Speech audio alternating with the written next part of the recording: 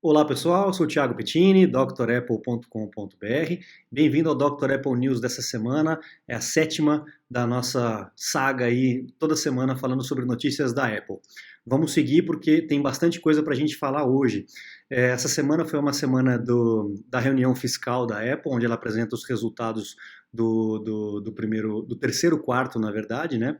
Do Q3 aí, Q3, e os resultados de vendas e de receitas da Apple. Como a gente já vinha falando nos news das semanas passadas, houve uma retração de vendas de iPhone em torno de 13%, tá?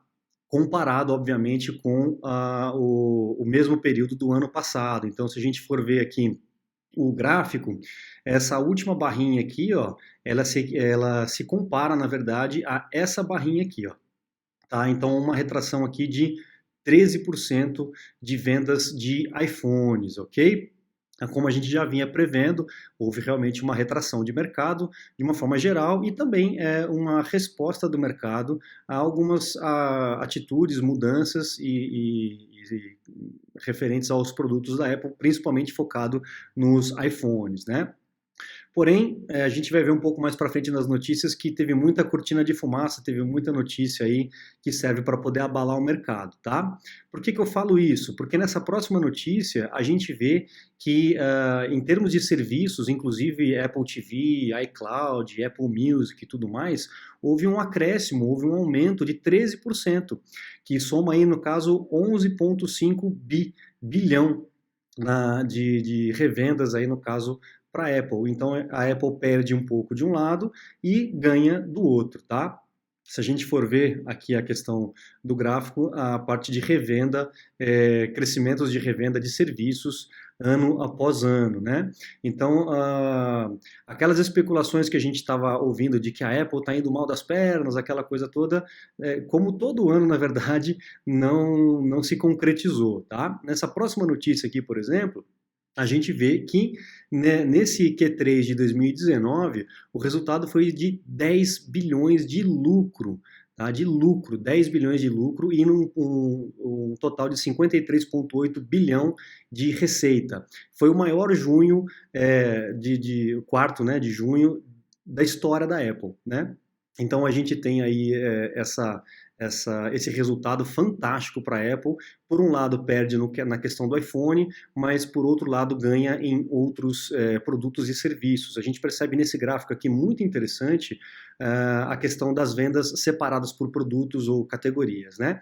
Então, o vermelho, obviamente, é o iPhone, as vendas de iPhone, obviamente é o carro-chefe da Apple, é o produto mais popular da Apple, mas aí seguido do iPad, que é essa parte roxa, a parte cinza, são os wearables, os usáveis, no caso do Apple Watch e tudo mais. Entra nesse cinza aí também o HomePod e todos os acessórios vendidos aí na loja da Apple. E isso entra as pulseiras, cabinho, fones e tudo mais. Depois a gente tem a parte laranja aqui dos serviços. E, por último, aqui a parte dos Macs, né? MacBook, iMac, Mac Pro e tudo mais, Mac Pro, né? E tudo mais. Então a gente percebe aqui no gráfico, de um comparativo aqui de 10 anos, né, de 2009 até 2019, a gente percebe um crescimento muito acentuado na parte dos iPads e dos wearables e também dos serviços, né? Os serviços vêm tomando uma fatia grande aí não, da receita e dos lucros da Apple. Até porque todo esse ecossistema que a Apple criou em cima dos produtos acaba atrelando uma coisa a outra. Você compra um iPhone, daqui a pouco você tem que comprar um pouco mais de espaço no iCloud, depois você compra um Apple Watch, depois você compra um AirPod e assim vai, né? E é óbvio que o iPhone acaba sendo o produto mais popular e mostra também que essa dependência que a mídia, as notícias acabam colocando da Apple em cima do iPhone, não está se valendo tanto com relação a isso. Então a gente teve uma retração de vendas do iPhone, porém os outros produtos e os outros serviços houve um aumento praticamente equivalente. Inclusive, se eu não me engano, na semana passada, não, há 2 dias, acho que no dia 31, as ações da Apple atingiram a marca de 1 trilhão novamente, né? Então a gente pode ficar tranquilo com relação a isso, que a Apple continua muito bem das pernas. Essa questão também focada em serviço, vai muito daquilo que o Steve Jobs disse quando começou a se afastar da Apple por questão de saúde e acabou elegendo aí o Tim Cook como seu sucessor, como CEO. Ele sabia que o Tim Cook não era um cara de produto, como ele mesmo diz, né? Abre aspas, o Tim Cook não é um cara de produto, mas é um cara de supply chain, de cadeia, de operações, ele entende muito disso. Então é óbvio que a Apple acaba ganhando nesse ponto, porque o forte dele, o foco dele é justamente fazer as coisas rodarem redondo. Mas eu acho que ainda perde um pouco nessa questão de produto. Acredito que precisa de uma pessoa com um pouco mais enfim, de foco nessa questão do produto em si, para que haja uma nova onda de crescimento em torno do produto mesmo da Apple, questão de inovações e tudo mais, né? Mas daí é uma outra conversa, é um outro Dr. Apple News, de repente até uma live para a gente poder discutir isso juntos, nós aí, ok? Com relação à China, né, também a gente vem falando a respeito dessa briga fiscal entre Estados Unidos e China e que a China retraiu bastante a questão de compra de produtos americanos, inclusive, obviamente, o da Apple, mas ele, nesse anúncio fiscal, disse que houve um aumento nas vendas chinesas. Mesmo com tudo isso, né, a Huawei foi banida dos Estados Unidos, então todos os produtos que iriam para os Estados Unidos ficaram internos na China, tiveram que ser forçadamente vendidos, baixando o preço e tudo mais, e mesmo assim, mesmo nesse cenário desfavorável, a Apple ainda com parcerias, com uma política de preço diferenciado na China, conseguiu melhorar bastante o seu desempenho lá na China, tá? A próxima notícia também acaba sendo atrelada a isso, né? Foi noticiado aí ontem, né, dia 1º de agosto, que a quantidade de produtos, de installed base, produtos com o sistema operacional da Apple, vai atingir a marca, vai passar a marca logo de 1,5 bilhão de equipamentos. É muita coisa, gente, né? Isso engloba, obviamente, iPad, iPhone, Mac e tudo mais. Tá? Então eles juntam tudo e chega nesse número aí, daqui a pouco vai passar a marca de 1,5 bilhão. É realmente absurdo, né, a gente pensar como essas coisas tomam proporções gigantescas, né? Então também uma notícia muito boa, uma marca importante que a Apple aí atingiu e logo logo vai passar, tá bom? Próxima notícia que eu separei para vocês. Eu estou passando rápido porque hoje tem bastante coisa para falar, tá? Existe um projeto chamado Data Transfer Project. Esse Data Transfer Project ele serve para que as empresas que trabalham com os nossos dados, né, seja ele o Google, Microsoft, Facebook, Twitter, Apple e tudo mais, estão se comprometendo a fazer parte desse projeto para que os nossos dados sejam facilmente transferidos entre plataformas. Porque a gente sabe que existe uma guerra industrial, uma guerra de mercado, onde a Apple dificulta a migração de dados para outras empresas e a mesma coisa ao contrário, né? Existem incompatibilidades ainda do e-mail, do Outlook, das contas do Hotmail e tudo mais. Então, esse Data Transfer Project serve justamente para que as empresas assinem um protocolo, né, e formem uma liga aí para que facilitem o usuário final, no caso de uma migração de plataforma, de ecossistema, possam trazer os teus dados de uma plataforma para outra, ou até mesmo baixar esses dados de forma integral para o teu HD, para um HD externo, enfim, para você não ficar fixo, não ficar preso àquele sistema, àquele serviço daquela empresa. Eu acho excepcional isso, porque a gente precisa ter liberdade. Apesar de eu trabalhar com Apple e gostar da Apple e defender a Apple, eu não sou um fanboy louco e cego, né? Eu acredito que você deve utilizar o serviço, a plataforma, a empresa, o produto que te atende. Se o Windows te atende, se o Google te atende, vá usar, não tem problema nenhum, né? Tem muita gente que fica naquela coisa de Apple e tal, fanboy. Eu não sou assim. Eu acho que você tem que utilizar aquilo que te atende. E esse projeto, essa iniciativa é fantástica para que a gente tenha liberdade com as nossas informações. Afinal, as informações são nossas. né, os teus contatos, os teus calendários, as notas e tudo mais. Então a gente ter essa facilidade de migrar de um lado para outro é espetacular e a Apple finalmente se juntou a esse projeto chamado Data Transfer Project. Muito legal, vamos esperar mais notícias a respeito disso, o que vem pela frente, tá bom? Próxima notícia dessa semana é o Apple Card, né? O próprio Antônio, obrigado Antônio mais uma vez, do blog Inside Apple, acompanhe ele lá no Facebook, também me mandou essa semana a notícia que o Apple Card vai ser lançado agora em agosto. A gente não sabe o dia exato, mas vai ser lançado agora em agosto. E algumas empresas, por exemplo, como o banco, deixa eu ver aqui, o Goldman Sachs está oferecendo aí aos consumidores que tiverem o cartão de crédito da Apple algumas vantagens com relação a tarifas e pagamentos utilizando esse cartão. Então é mais um incentivo para quem tiver aí o cartão da Apple. Infelizmente no Brasil ainda não vai ter, o lançamento provavelmente vai ser nos Estados Unidos e poucos países, a gente ainda não sabe exatamente como que vai ser, mas é uma forma muito legal da gente trabalhar usando o sistema da Apple, que é um sistema bem seguro, né? E eles ainda oferecem, quem assistiu a Keynote aí falando a respeito do Apple Card, viu que existe um incentivo de cashback. O que é o cashback? Cashback é quando você faz uma compra, você recebe um percentual de volta, como se fosse um desconto, né? Que não é a loja que está te dando, em si, a própria Apple está te dando esse desconto, a operadora financeira que está te dando esse desconto, tá? Então, aí no caso do cartão da Apple, o que eles anunciaram, não sei se isso vai mudar mais para frente ou não, mas caso você compre produtos da Apple com o cartão da Apple, você vai ter 3% de cashback. É bacana, é bastante. Se você for pensar numa máquina aí de $3.000 aí, 3% é bastante, né? 2% no caso do Apple Cash, transações entre Apple Cash, quando você manda o dinheiro para alguém, por exemplo, e 1% para transações normais. Então, no dia a dia, se você pagar o cafezinho lá com o teu cartão de crédito da Apple, você vai ter 1% de volta. Tá? Outras empresas, por exemplo, como a PicPay, oferece de vez em quando isso, 40%, 20%, 15%, eles lançam algumas promoções.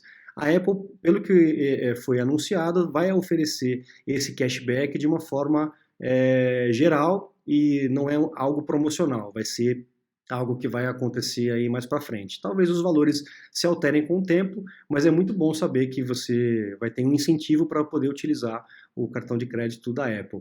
Além dele ser bonitão, né, metálico e tudo mais, feito a laser, aquelas frescuraiadas toda que a Apple faz, né? Mas realmente é um cartão bonito e tendo vantagem financeira, óbvio que é muito melhor.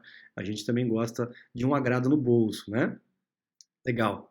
Próxima dica, dica não, próxima notícia que eu separei para vocês essa semana, desculpe, é a respeito das baterias. Gente, a gente já vem falando de baterias do MacBook Pro que explode e tal, que está pegando fogo por alguma linha específica, né, um número limitado. A gente tem que ter muito cuidado quando se trata de bateria, porque é uma energia compactada num negocinho bem pequenininho, separada por uma película. Então, se há qualquer tipo de vazamento, se essa película se interfere e uma química encosta com a outra, o resultado químico é patente, né? Vai pegar fogo, vai derreter, vai explodir, vai soltar fumaça. Então a gente tem que ter muito cuidado na hora de lidar com baterias. Inclusive, na semana que vem eu vou lançar um vídeo aqui no canal, na segunda-feira, falando a respeito dos MacBook Pros ou MacBook normal com problemas na bateria, quais são os cuidados que você deve ter se você tem um MacBook onde a bateria já não está lá essas coisas, já está meio velhinha, já está meio capengando, quais os cuidados que você deve ter para que isso não aconteça, tá? Essa semana teve essa notícia, onde um técnico estava fazendo a substituição de uma bateria e sem querer ele deve ter perfurado a bateria e a bateria explodiu. Então vamos dar uma olhadinha aqui no vídeo, ó, deixa eu voltar o vídeo aqui no começo, para vocês verem. Olha lá, o técnico está aqui na mesa consertando, em algum momento ele fura, ele rompe, olha lá, e explode, e começa a pegar fogo, soltar fumaça. Essa fumaça é tóxica e esse fogo você não apaga com água, então é um pouco complicado. Ele aí na pesada conseguiu apagar o incêndio, né, o fogo. Poderia ser muito pior, poderia se alastrar pelo recinto todo. Então é muito cuidado. Tomem cuidado com baterias Xing Ling, como a gente costuma dizer, né? Procure trocar as baterias dos seus equipamentos nas lojas oficiais. Eu sei que é caro, que é muito mais caro do que o chinesinho da esquina, mas trabalhar com baterias arriscadas, baterias de third party, como a gente chama, né, ou falsificadas, ou de segunda linha e tal, é um pouco perigoso, tá? Lembra que a gente está com esse equipamento sempre no bolso, a gente às vezes dorme com o equipamento do lado, na nossa cama. Então tome cuidado com relação a isso. A precaução nunca é demais, tá? Então tome cuidado com relação às baterias, tá bom? Para não acontecer isso com você. Aconteceu com o técnico, né? Imagina com a gente. Tem muita gente também que se mete a trocar a bateria sozinho. Não, eu mesmo faço e tal. Tome cuidado, porque é perigoso, tá? A bateria é um negócio realmente complicado. Próxima notícia. iPhone 11 vai suportar o Apple Pencil, a caneta da Apple, né? Existe aí um rumor que os novos iPhones, inclusive os de 2019, que serão lançados ainda esse ano, podem suportar o uso da caneta. Isso é legal para quem trabalha com desenho e não quiser ficar com um iPad grandão, quiser fazer um desenho rápido e tal, pode utilizar isso no iPhone. Legal, esse suporte é interessante. Para quem nunca utilizou o Apple Pencil, eu recomendo. Você que é desenhista, você que gosta de rabiscar, de desenhar, de brincar, utilize, experimente o Apple Pencil numa loja da Apple, que você vai realmente se surpreender. A precisão e a resposta é muito boa. Eu conheço pessoas que abandonaram o papel completamente para trabalhar apenas com o iPad Pro e com a caneta aí, o lápis da Apple, né, o Apple Pencil. Legal? Então essa é uma notícia bacana. Vamos ver se também esse rumor se confirma mais para frente, tá bom? A próxima. Isso aqui é interessante, tá? Essa semana saiu essa notícia de que algumas conversas que você tem com a Siri podem ser enviadas para a Apple e algumas empresas que eles chamam de empresas de controle ou grading companies, que são empresas que fazem o controle para que possa melhorar a performance desses assistentes pessoais, eles captam esse áudio.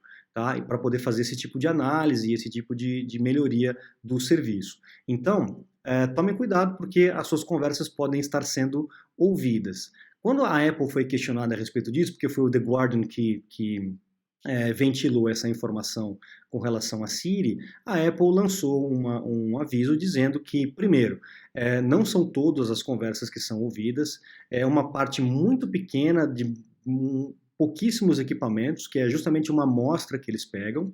Esses áudios não têm vinculação com o teu Apple ID, nem com a tua localização, nem com tuas informações particulares, é apenas um áudio para entender como que o ser humano, como que as pessoas estão utilizando a Siri e em cima disso fazer as melhorias necessárias no mundo real aí para o equipamento, para essa assistente pessoal, tá? Então eles garantiram que as suas informações estão salvas, a sua privacidade não é interferida com relação a essas empresas de grading, de avaliações, né, desse sistema, mas é uma informação importante que a gente tem que ter, né? Eu acredito que a Apple deveria ter avisado isso. Eu não tenho certeza se isso está no descritivo, naquele contrato que a gente aceita sem ler, né?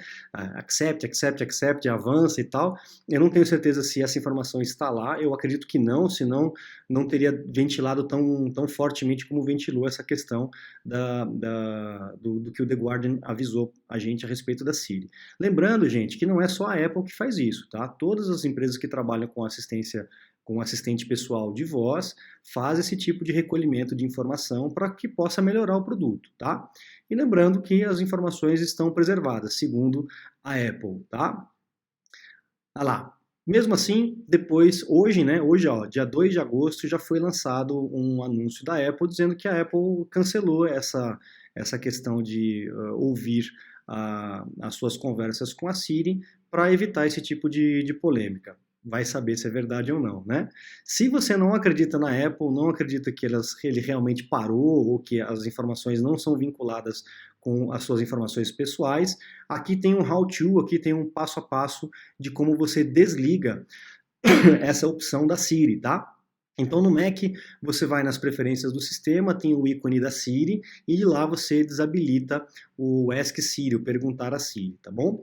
Também nas preferências do sistema você pode fazer a busca por ditado e desativar o ditado. A desvantagem é que você não vai mais utilizar o ditado, aquele que você fala e ele escreve para você aquilo que você escreveu. Eu uso pra caramba essa função. E para mim não tem problema, a Siri pode ouvir o que quiser, que eu não falo nada demais no meu aparelho, então não tem problema com relação a isso, tá? No iPhone, no iPad, ou seja, no iOS, também tem o passo a passo aqui para você poder desligar. Então entra nos ajustes, Siri busca e desliga o Hey Siri e desliga apertar o botão lateral para chamar a Siri, tá? E também lá no geral, keyboard, você também tem que desativar o ditado no seu iPhone, tá bom? Então veja se vale a pena para você ou não. Quem quiser desliga, quem não quiser não desliga, tá bom? Próxima notícia, que é mais legal, vamos sair dessas notícias mais sombrias, né? Vamos para uma notícia bacana, que a Intel lançou aí o Ice Lake, que é o novo processador, aí, o novo chip, que vai melhorar aí dramaticamente a questão da performance nos Macs. A gente já viu na semana passada a respeito da TSMC, lembra que eu falei de 7 nanômetros para 5 nanômetros, vai aumentar a performance. No Mac vai ser a mesma coisa, só que não a questão do tamanho, é realmente uma geração, é a 10ª geração desses processadores da Intel, que eles batizaram de Ice Lake chips. O ganho de performance aqui é considerável, tá? Chega a 18% no caso de informações normais, de processamentos normais, e de 10 a 20% em processamento de vídeo. Então, realmente desculpa, até 30%, tá? Perdão, ó, Quick Sync, aqui, ó, Quick Sync Video Compression is more than 30% faster. Mais do que 30% na parte do Quick Sync e mais para baixo aqui no processamento de vídeo, que vai entre 10 e 20% de ganho de performance. É bastante coisa, de uma geração para outra realmente é um ganho considerável. Vamos ver aí os benchmarks, como é que vai ser a comparação quando lançarem já essas máquinas com esse chip novo, se isso vai se confirmar na estrutura física aí da placa lógica dos Macs. Mas realmente é uma notícia muito boa para quem gosta de performance e baixo consumo de energia, que é o mais importante, tá bom? Até por questão de bateria, tempo de bateria e tudo mais. Notícia boa. Vamos para a próxima. O MacBook Pro de 16 polegadas. Tá vindo em setembro, tá? Então a informação tá realmente cada vez mais forte e a DigiTimes lançou essa notícia que em setembro a gente vai ter um MacBook Pro de 16 polegadas. Só que o legal é que ele vem na carcaça do de 15. Tá? O que vai acontecer? Vai diminuir o bezel, que é justamente essa moldura preta que a gente tem em volta aí dos monitores. Essa moldura vai diminuir, ou seja, você tem um ganho de display sem precisar aumentar fisicamente o tamanho do produto, o que é excelente. É isso que a gente quer, né? Quanto menos borda, melhor. A gente já viu isso nos iPhones, estamos vendo isso nos Macs e talvez nos iMacs. Vamos ver se vai ter novidade para os iMacs esse ano. A resolução esperada aí, ó, é de 3072 por 1020. É uma resolução grande pra caramba para um MacBook Pro de 15 polegadas. Vamos ver, estou ansioso para ver essa máquina, como é que vai ser lançada, e também essa questão do teclado, né? Do teclado ao invés de borboleta, o teclado de tesoura. Vamos ver como é que vai ser. E a última notícia que eu separei hoje para vocês, para a gente não se estender muito, é que existe um rumor de que os MacBooks de 2020, do ano que vem, possam vir com chip, né, com celular, com o 5G, 4G, 5G no caso, né? Então a gente provavelmente não vai ter entrada para chip como a gente está acostumado nos iPhones, provavelmente vai ser aquele eSIM, né, aquele chip eletrônico, que já está funcionando aqui no Brasil, para quem tem o Apple Watch ou os iPhones mais modernos, você pode ter 2 linhas, né, no iPhone por conta disso. Eu acredito que vai ser da mesma forma aí nos MacBooks. Muito legal, porque é uma forma de você se conectar à internet sem ficar dependendo de Wi-Fi. Tá? Tem muita gente que trabalha em coworking, trabalha remotamente, na rua, andando para lá e para cá, no trânsito e tal. Então, a gente poder utilizar o 5G, a tecnologia de celular na internet, no MacBook, vai ser muito legal, vai mais liberdade para a gente poder trabalhar, porque hoje em dia sem internet a gente não faz nada e nem acessa o canal do Dr. Apple, aí não consegue acompanhar, né? Então vamos esperar para ver se realmente vai se confirmar esse rumor que é fresquinho, acabou de lançar hoje e eu estou trazendo para vocês aqui com exclusividade. Legal? Gente, Esse é o Dr. Apple News dessa semana. Eu fico à disposição de vocês. Comentem aí embaixo a respeito das notícias, o que vocês estão achando. E precisando de aulas ou suporte técnico, eu estou à disposição lá no meu canal, no meu site, drapple.com.br. Você tem todos os meus contatos e os cursos também online para você se matricular e aprenderem tudo de pouquinho em pouquinho. Legal? Muito obrigado a todos, um grande abraço e até a próxima. Tchau, tchau.